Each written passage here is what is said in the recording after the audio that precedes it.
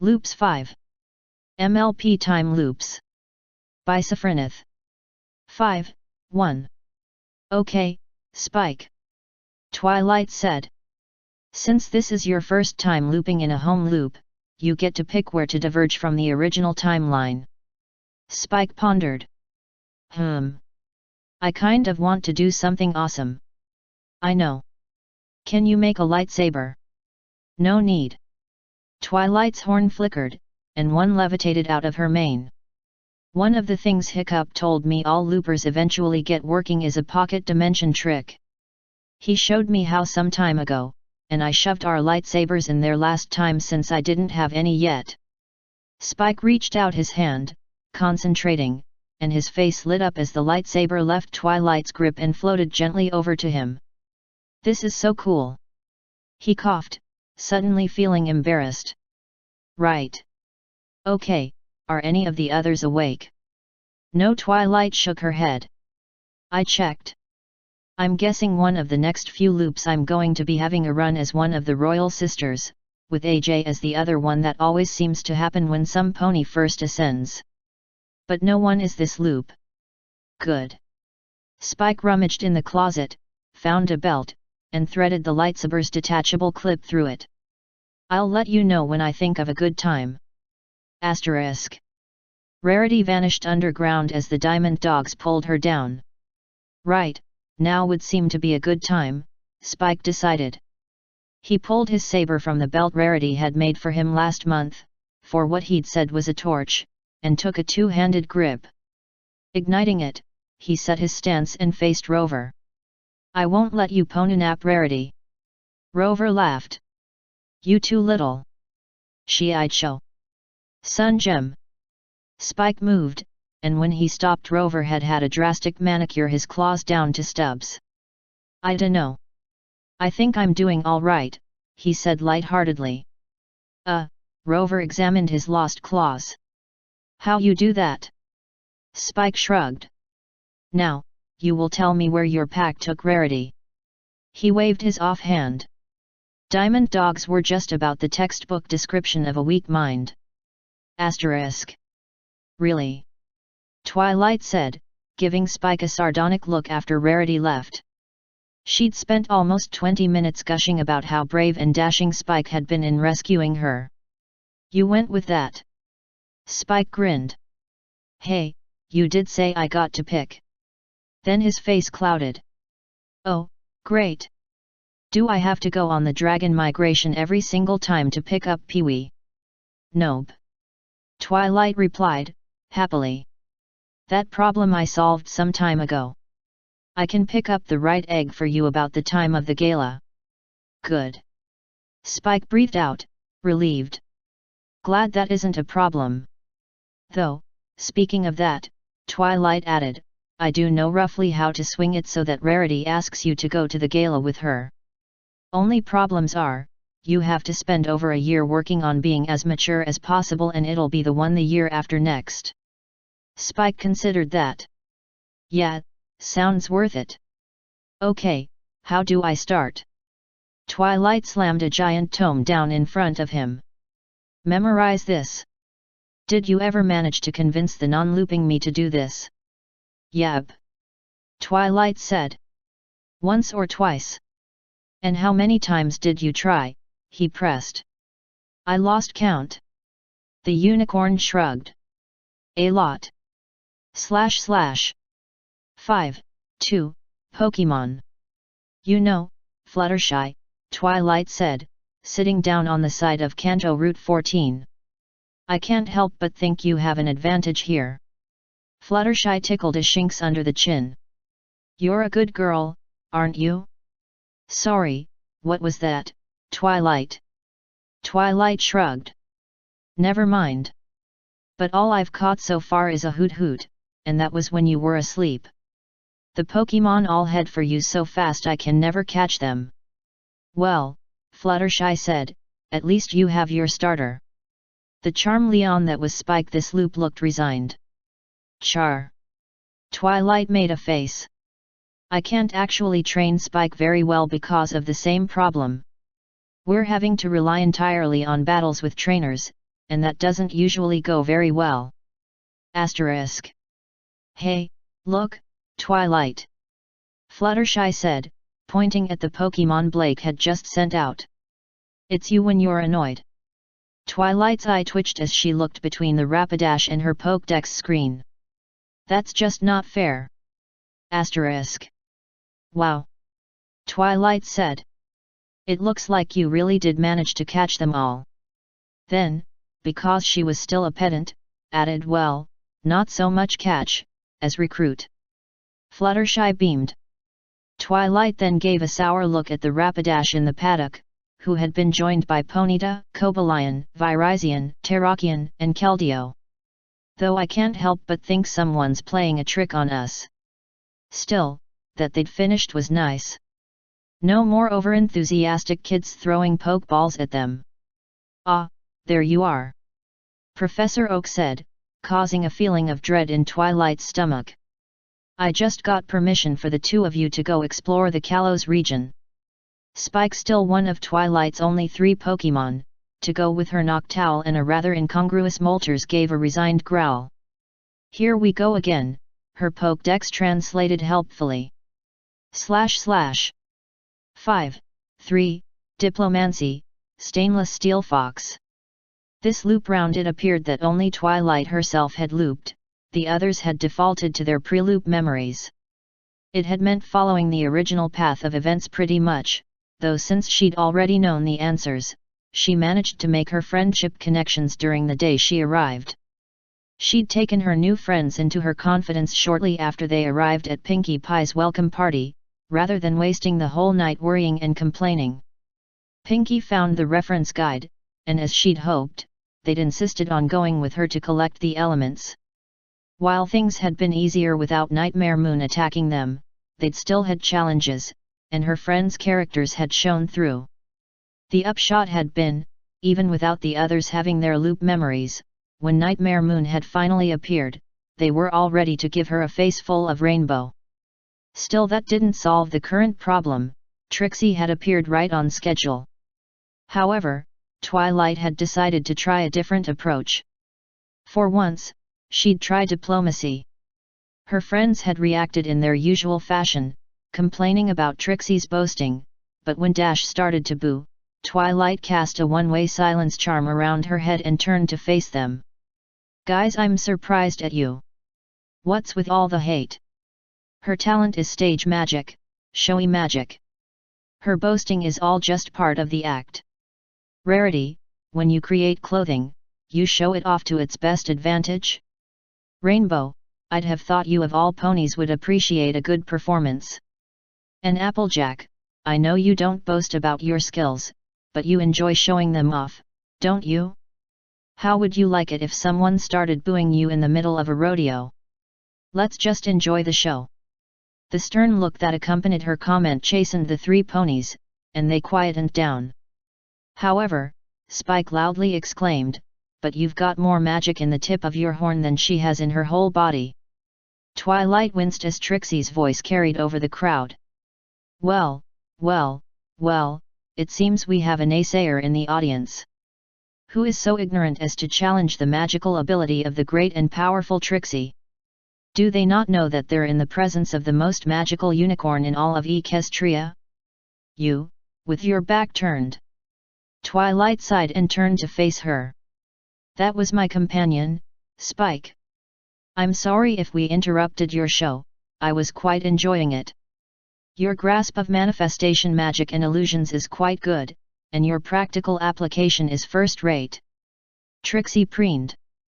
Ha! So you admit no pony has more magical power than the great and powerful Trixie? Her fanfare and fireworks went off again. Spike started to protest, but Twilight cast a zipping spell on his mouth.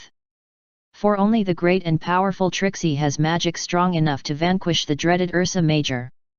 She spun her usual tale of heroism, and suitably awed the surrounding ponies. Snips and Snails started their fan-colting rant and Twilight winced. She made a mental note to watch Snips and Snails like a hawk. If she could head them off, she could prevent both the Ursa Minor attack and Trixie's humiliation, which should prevent the business with the Alicorn amulet as well. Not that that was a problem in itself, Alicorn Twilight could spank amulet enhanced Trixie both in magic, and physically, as she'd once proven with Trixie's own whip when the mare was being particularly aggravating. It's true, my enthusiastic little admirers.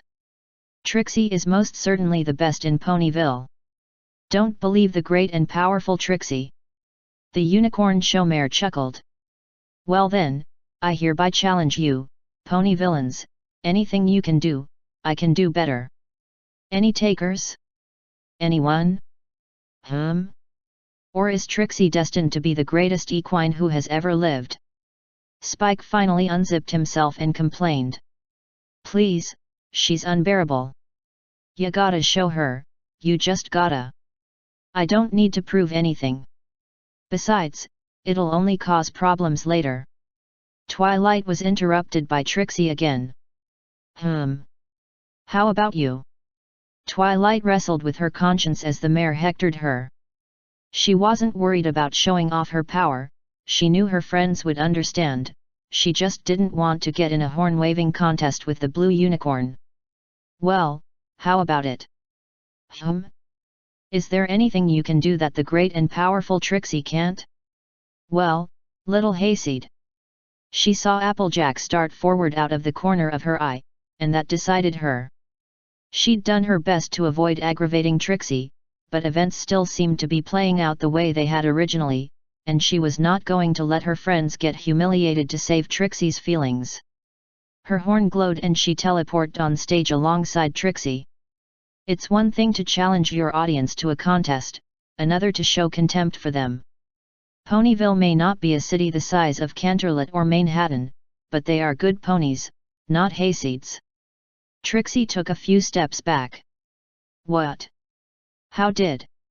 I mean, a simple trick, and I can accomplish easily. She stepped up to the curtain at the back of her stage, and disappeared in a cloud of smoke, then reappeared in another on the opposite side of the stage. Twilight didn't mention she noticed the tops of the curtains twitch as something moved through them each time.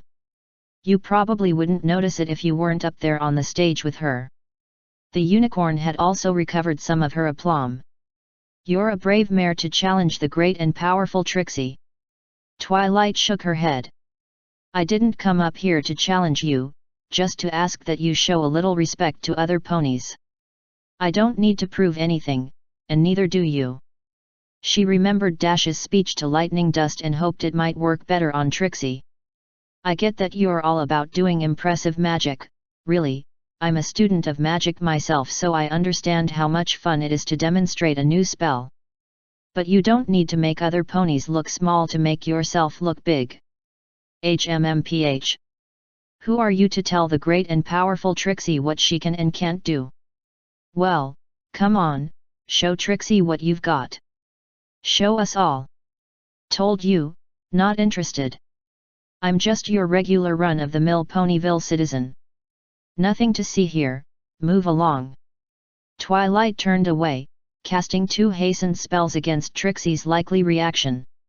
The first was a modified medical imaging spell she'd learned during a loop where she'd been a nurse at Ponyville General Hospital. The glow of her horn faded and winked out as the characteristic frequency shifted up into the X-ray region and flared off the tip.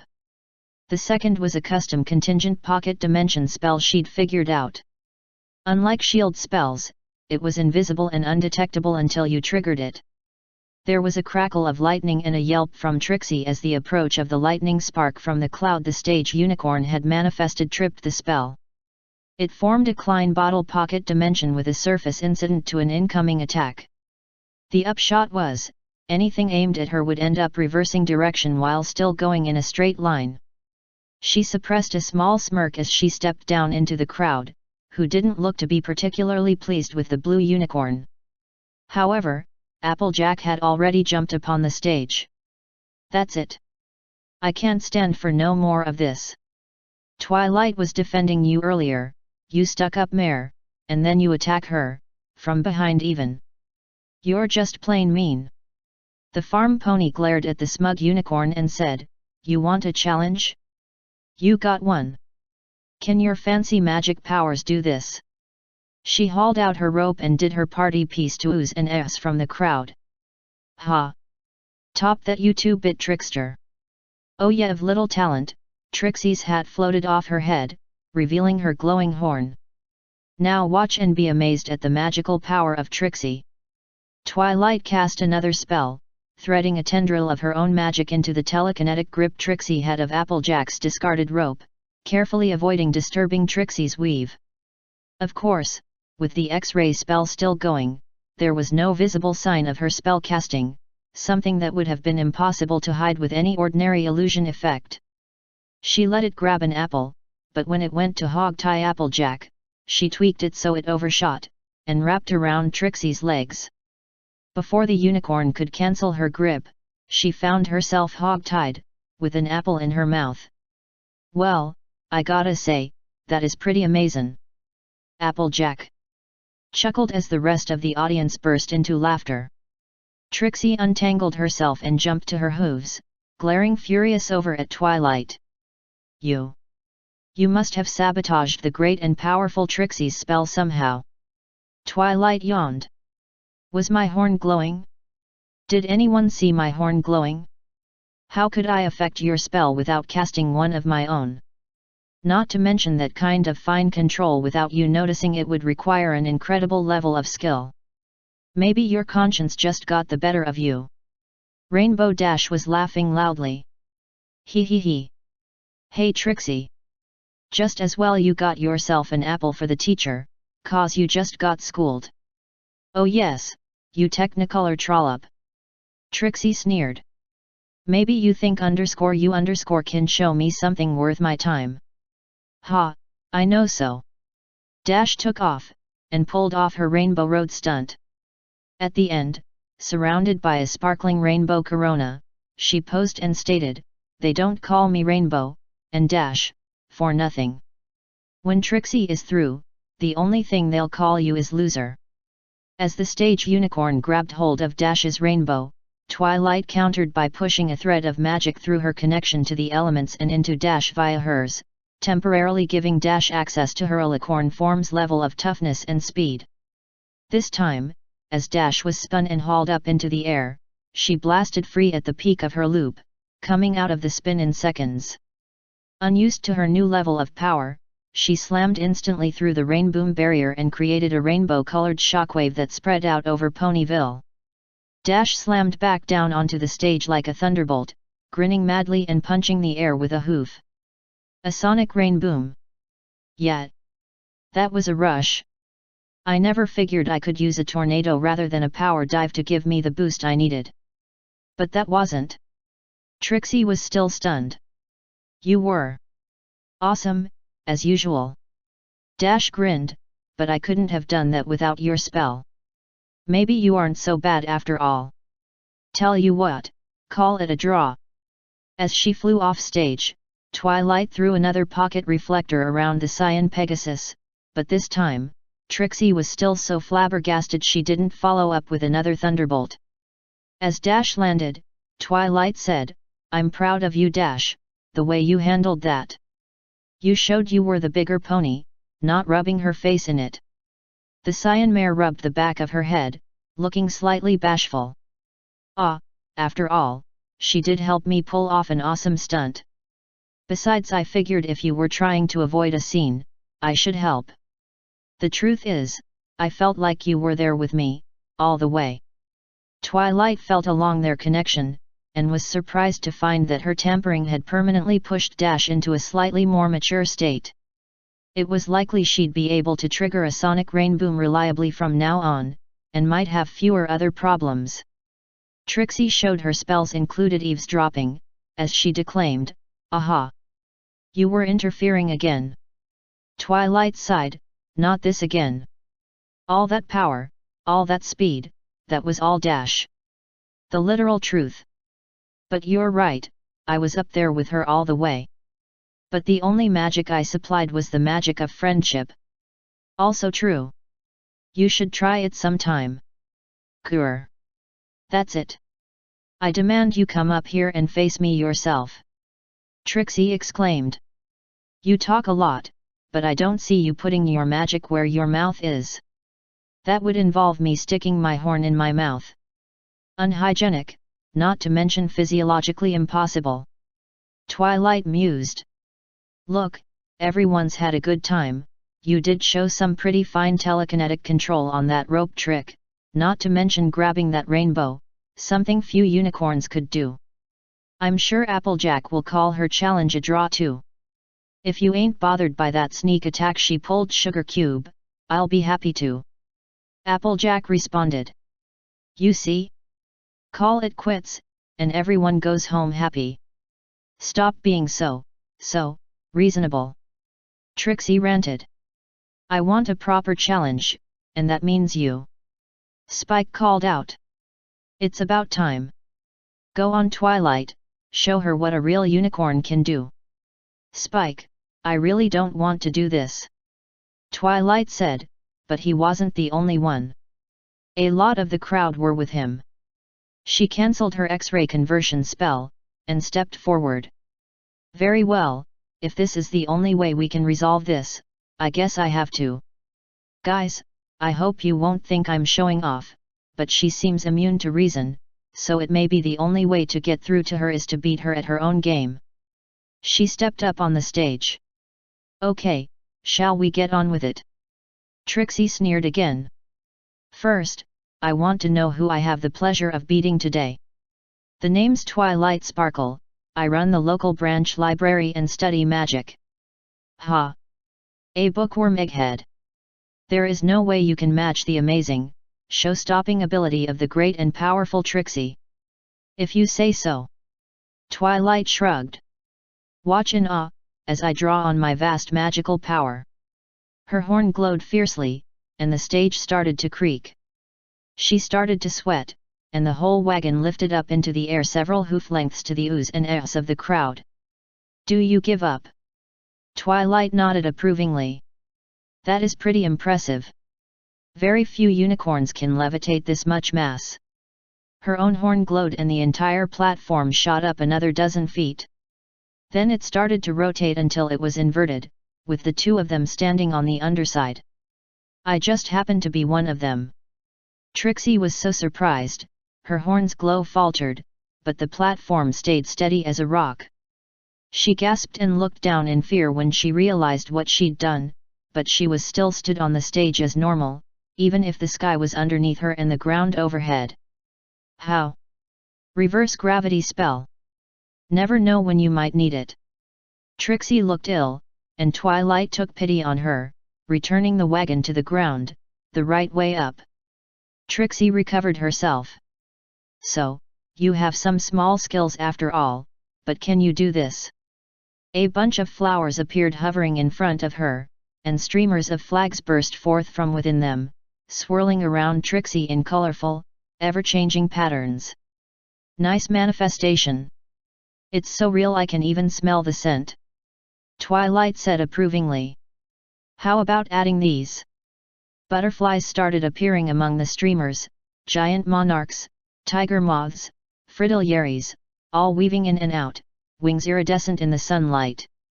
They perched on Trixie's flowers, almost covering them. She'd considered summoning parasprites, but had decided that would be too mean-spirited. The trick was to beat Trixie without embarrassing her too badly. Manifestations, not simply summoned. The distinction might be lost on the audience, but Trixie should know manifesting animate creatures was harder than for plants or non-living flags. Trixie's items vanished, and she cried out, "Very well then. Try to match these." A spectacular fireworks display appeared overhead, flashing and sparkling. So, evocation next? Twilight asked. Fire, and we've already seen you do lightning. How about water then? Hogwarts had been fascinating, and broadened her horizons. Adapting the Augmenty spell had been a simple enough project. A jet of water spouted from her horn, spraying out in a fountain. It puddled neatly around her in a ring, and rose up, forming into the shape of a Pegasus which started to trot around the stage. Cold is good too. A carefully shaped cone of cold froze it in place, rearing with its wings outstretched. I notice you didn't try to do fire. Trixie said, dismissively. What's wrong? Too hot for you to handle. The statue exploded outwards, and in its place was a similar shape made of fire, which flapped its wings and rose into the air, leaving behind hoof prints burned into the deck. Not really, I just didn't want to damage your stage. There was hoof stomping and wild cheers from the audience as they watched the two unicorns match wits and magic. Wireframe illusions of Trixie's were countered by full-color images of Twilight's. Her shield spell was tested by a fireball of Trixie's, while an irresistible dance enchantment was cancelled by Twilight's fail-safe spell. Twilight countered by casting a wanted-needed spell on Trixie's hat, but one targeted at Trixie alone, which led to an amusing scene of Trixie hugging her hat to herself, stroking it, and calling it my precious. Finally, a fed-up Trixie conjured chains in a box and bound her in it, locking it with many locks, which did no good, as Twilight was still able to teleport. In return, when Twilight reappeared, she decided to show off a spell she'd figured out from something she'd heard human magicians did. A box appeared around Trixie's body, her head poking from one end, her tail from the other, and her legs sticking out the bottom. It was supported by two wheeled stands, and split into two sections, each with the sides cut out to show Trixie's body was still inside. Twilight cast a paired dimensional portal along the center, then conjured two wooden dividers that dropped into place between the halves, to the shock of both the crowd and Trixie. Twilight pulled the halves apart and spun them so Trixie was looking at her own tail. You might want to add this to your act. I can't. Trixie slumped. I surrender. Put me back together. Please. Okay. Twilight reversed things and Trixie was soon back in one piece. The stage unicorn turned to the crowd. The great and powerful. That is all for today. The show is over. There were groans and cries of more, but her friends helped get the crowd moving. Trixie was looking at Twilight as if for the first time. Who are you, really? Exactly who I said I was. Though I may not have mentioned that before I came to do research here in Ponyville, I was a student at Princess Celestia's School for Gifted Unicorns. Princess Celestia's own student actually. The blue unicorn slumped on the floor of the stage. You tricked me. All the way from the beginning. Now I'll never be able to show my face in Ponyville again. Spike had come up on stage and added, yeah, you really showed her Twilight. Twilight frowned. That was never my intention. I kept on offering you a way out, and I meant it.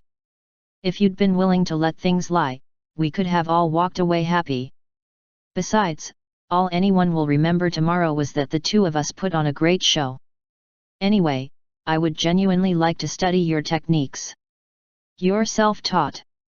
She knew the answer, having gotten Trixie very drunk on Applejack's best cider in a previous loop. Trixie was just as talkative in her cups, if not more so than usual. However, all she got right now was a nod. Then maybe an egghead bookworm can help you fill in the gaps. I'm sure you could learn that dividing a pony in two effect for a start. It's just a pair of linked dimensional portals. I'm sure you could use it in your act. Why are you being so nice to me? Trixie asked, and Spike echoed it. You know I was trying to show up you and your friends. I already told you, you don't need to make others look small to make yourself look big. You're better than that. Princess Celestia sent me here to study the magic of friendship, and that's the most powerful magic of all. So which is the better option? To humiliate you and send you packing, a laughing stock? Or to help you become better, become something more, and hopefully gain the friendship of a talented unicorn in return? You'd do that for me? Yes. Twilight's expression made it clear that her hesitation was purely for effect. I love my friends, and I love spending time with them, but I can't really talk about my studies with them.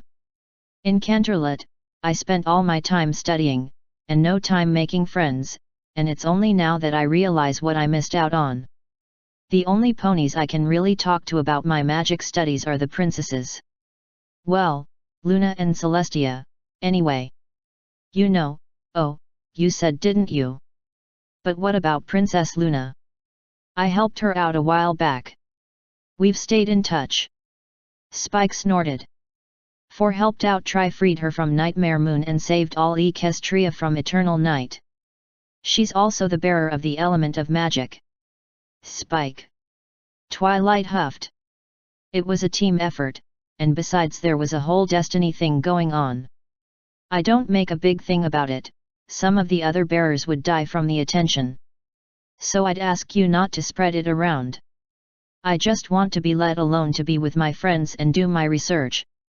So, the offer's open. Trixie was wide-eyed. You are an unnatural pony, Twilight Sparkle.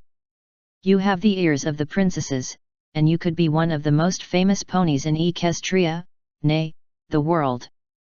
But you are happy to live here, in this village, almost unknown. Different harmonies for different ponies. I know you'd enjoy the fame, but I wouldn't. Trixie hung her head. The contrite and eager to learn Trixie would be only too glad to study with you.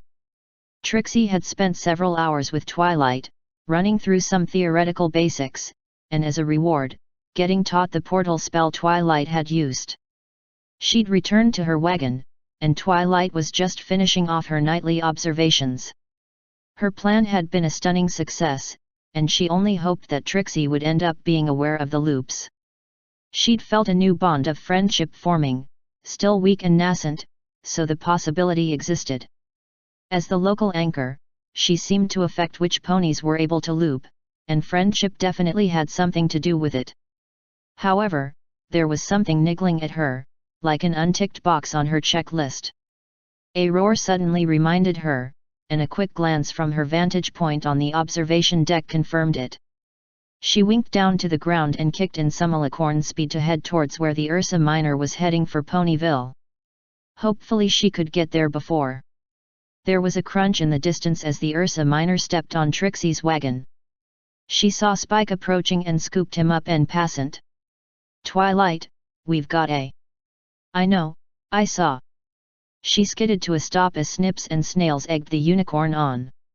She saw Trixie take her stand with the Ursa roaring in her face, and say, okay, stand back. Trixie's rope trick failed as Twilight knew it would, but by that time she was up alongside the other unicorn. Hey, you don't see that every day. Need some help? Snips called out. She's the great and powerful Trixie. Yet. She defeated an Ursa Major all by herself. She doesn't need your help. Snails added. Yes. Yes, I do. Trixie exclaimed. I just made that story up to make myself look better. No one can vanquish an Ursa Major. Made it up. Snips and Snails chorused, freaking out in stereo. Then it's just as well that's an Ursa Minor, a baby. That's a baby. Trixie squeaked. Yep, looks cranky too. Someone must have woken it up and brought it here. But that would require a combination of insane luck and abject stupidity bordering on the imbecilic. Spike just pointed at Snips and Snails, while the Ursa, clearly feeling left out of the conversation, brought its head down and roared again. Twilight sighed rather theatrically. Right. Trixie, ready for a practical exam. Her horn glowed and she cast the lullaby spell, flaring her magic so it touched Trixie through her still weak friendship link, letting her feel the spell weave. Feel that? Think you can take over? The music started to affect the Ursa, and it stopped roaring. Yes, but what are we doing? Trixie's magic flowed out, taking over as the Ursa's eyelids drooped. Sonic Enchantment, a number 16. Your story made me curious, so I did some research. It looks like some spirit, but it's actually a magical beast, though it does have an astral subtype. That means its toughness and strength are off the charts, so direct physical attacks won't cut it. It also has a degree of resistance to energy-type magic attacks, and some general spell resistance. However, its wool isn't so hot. So enchantment and illusion spells work best, and using a sonic medium rather than a direct casting makes it harder for the spell resistance to stop. The Ursa's eyelids were drooping, and it started to sway. Okay, if you can keep it pacified, I'll get it back where it belongs. Trixie's eyes widened. You can't mean. The Ursa started to topple over, and Twilight caught it with her magic. With Trixie maintaining the lullaby, she didn't need to give it a bottle. Admittedly, she could have done it all by herself, but she was trying to avoid showing too much power. Let's go. Her horn glow intensified, and the Ursa, curled up and looking almost cute, was lofted over the rooftops in the grip of Twilight's power. Manifest one of those clouds down on the ground, okay. Trixie dropped the lullaby for a second to manifest a storm cloud, then caught it and restarted it before it had faded completely. Twilight's horn pulsed, and their hooves glow. She jumped up onto the cloud. Now hop on. Cloud walking spell. Trixie climbed on more gingerly, and tested the soft but supporting cloud underfoot. Good, guide us after the Ursa. The Ursa was delivered back to its cave, and the trio returned on Trixie's cloud. Many of the ponies of Ponyville were up and about, including her friends. Trixie couldn't resist finishing off the music with a triumphant little flourish. Hoo! Unbelievable! Amazing! Trixie did vanquish the Ursa Major. Yay for Trixie! Twilight jumped down alongside Trixie, but said nothing. For a moment the other unicorn posed proudly, head high, then glanced aside at Twilight and relaxed into a more normal posture and sighed. I may have exaggerated a bit on stage for effect. The great and powerful Trixie is not quite that great and powerful. Trixie may have helped, but it was Twilight who led the way, and did most of the work. Twilight grinned. This was beyond her best expectations. It was a team effort, and what she doesn't say is that she was ready to take it on alone until I showed up. Hooey! Applejack exclaimed. And there I was figuring she was all hat and no cattle. I'm sure sorry, Miss Trixie. I take my hat off to you, miss. Any pony who can impress Twilight is a good apple in my book. Thank you. Trixie looked genuinely pleased and happy until she saw my wagon. Twilight gave Snips and Snails a frown. I think you owe Trixie a major apology. Yeah, an Ursa Major one. Spike quipped. We're sorry, oh great and powerful one. We just wanted to see some awesome magic. And the way you and Twilight vanquished it was awesome. The two colts prostrated themselves in front of Trixie. We deserve whatever punishment you give us. Trixie glowered at them for a moment, then glanced over at Twilight again and smirked. Very well, you can be my assistants for my show, when my wagon's fixed. I have some new tricks, experimental ones, that I want to try out. Yes, oh great and powerful one. Cool. It seemed this particular punishment didn't hold any great fear for the pair. Actually, Trixie, if you're up for another new spell, maybe we can do something about that. Twilight stepped over beside her. But look at it, I'll have to utterly rebuild it. Not necessarily. Actually, Twilight felt bad about it. If she hadn't gotten distracted training Trixie, she could have headed this off. While the bonds between ponies are strongest, you can love and care for other things too. Your cart wasn't always wrecked. Envision it in your mind, as it was when it was brand new. Smell the fresh paint, the wood, see the stage, the decorations. Do you have it well in mind? Yes. Trixie was actually starting to tear up. Good, now push that image into your magic, and push it into the wreckage. Tell it to go back to the way it was. A beam of lavender energy blasted from Trixie's horn, and the pieces of the wrecked wagon were thrown into the air, to swirl around in a vortex of energy. They fused together, shards and splinters slotting seamlessly into place, and eventually the spinning slowed down to reveal a fully restored wagon, shining in the moonlight to the awe of the crowd. Oh, thank you Twilight. Trixie surprised the other unicorn by giving her a hug. You did all the work.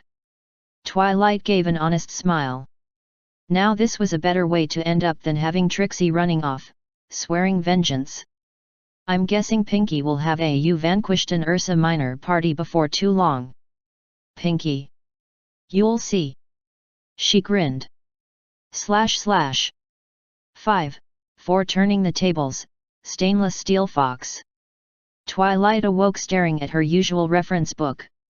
Her local memories cut in, and she decided this was pretty much a vanilla loop. She reached out to check something and found that Princess Celestia hadn't looped, not unexpected.